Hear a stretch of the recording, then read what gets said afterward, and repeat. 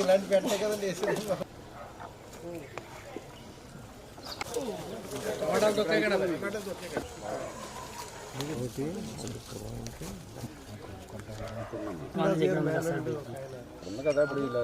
చెప్పిన దాని ప్రకారం కట్టేశారు. ఇది మరి చిన్నపాటి వర్షం వచ్చినా కూడా పేకల్లోతు నీళ్ళల్లో జనరల్గా లంక గ్రామాల్లో చూస్తాం, పడవలు వేసుకుని వెళ్ళి లంక గ్రామాల్లో వస్తాం. అటువంటి పరిస్థితి మొన్న ఈ దమ్మపర్తి డ్రైన్కి సంబంధించిన వార్డుల్లో జలాశయాల మాదిరి నీళ్లు కూడా ఇళ్లలోకి వచ్చేసి వాళ్ళ మంచాలు కానీ లేదా బీరువాలు కానీ బట్టలు కానీ అన్నీ తడిసి నష్టపోయినటువంటి పరిస్థితి.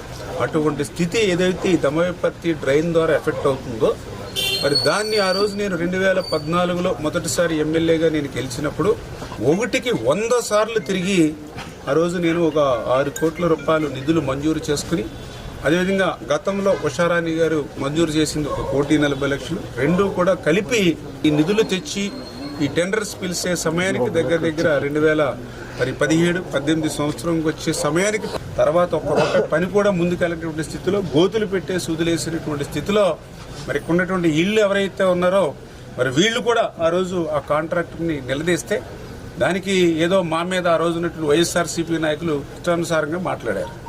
సరే, ప్రజలు అంతిమ నిర్ణేతలు 5 సంవత్సరాల్లో దమ్మపర్తి డ్రైన్కి సంబంధించి ఒక ₹1 పని ఎందుకు చేయలేకపోయారు? 5 సంవత్సరాలు ఈ దమ్మపర్తి డ్రైన్కి సంబంధించి ఒక్క అరబస్తా సిమెంట్ కానీ ఒక్క ఐరన్ ఓస కూడా ఎందుకు పెట్టలేకపోయారు? పోనీ మీకు ఏమైనా అధికారం లేదంటే అక్కడ ముఖ్యమంత్రి గారిని ఉపయోగించుకుని ఇక్కడ ఇన్ఛార్జీలుగా మాత్రం అధికారాన్ని అనుభవిస్తారు. ఎందుకు దమ్మపర్తి డ్రైన్ మీద ఎందుకు అధికారాన్ని అనుభవించలేదు అంటే ప్రజలు కూడా అర్థం చేసుకుంటారు మీలాంటి వాళ్ళు. అందుకే